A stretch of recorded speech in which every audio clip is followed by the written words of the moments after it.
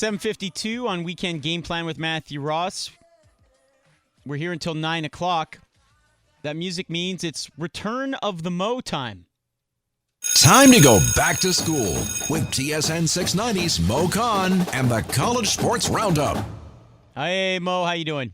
I am very well, Matthew. Yourself? I'm well. You like the intro?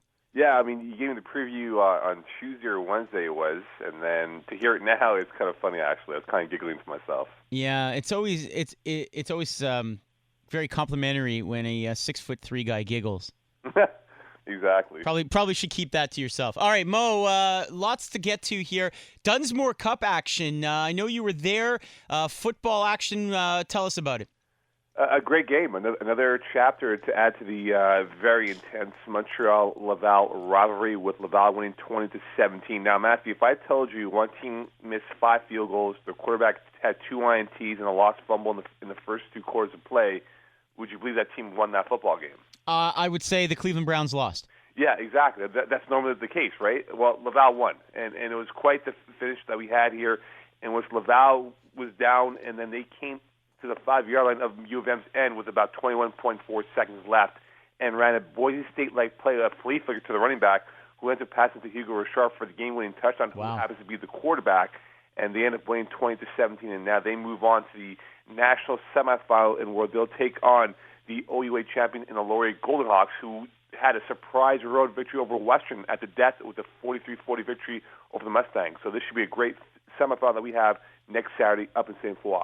Now, based on the sloppy play of Laval, do you have them as the underdog in that game? No, I still believe that they are going to be the favorites, given that the Ontario champion in Laurier will have to come up to Laval. But I'll tell you one thing, Matthew, the ending of this game was incredible. I have it on tape. I posted on Twitter, where the Laval fans went crazy, and you can just see a dead silence with the U of M fans. And I wonder now, seeing how things played out, a lot of the major media guys were there for the game because of the Dan Machocha potential of him going to the Alouettes, and even Glenn Constantine, now to talk from Herb Zukowski of the Gazette, was he's now the number 1 target for the BC Lions.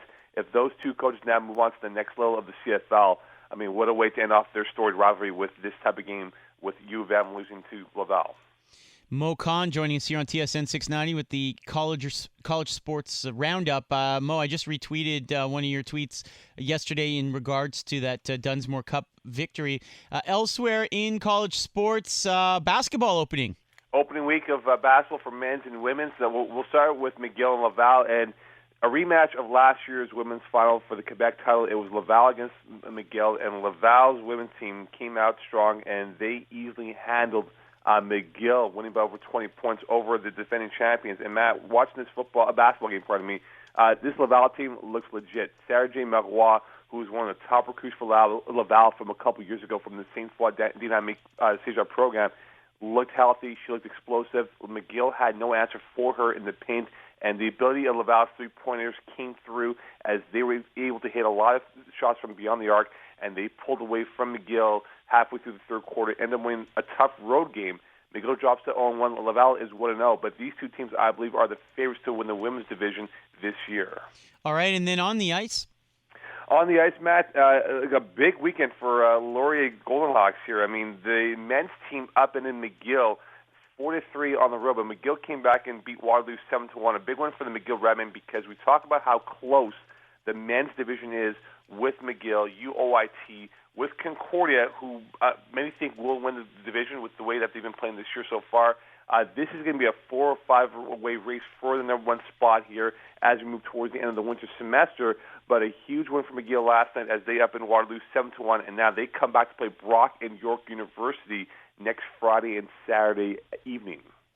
All right, just looking at the men's Concordia team, I'm looking at the schedule here, and they'll play on November 18th next, 7:30 start against UOIT. Hey, Mo, while we have you on the phone, how about a congratulations in order? I will be the classy individual here as my Broncos succumb to your Raiders. I will say the caveat is that defense was just decimated before the game and during the game with injuries for the Broncos. I thought you were going to say, how about congratulations to my Denver Broncos winning the Super Bowl last February? No.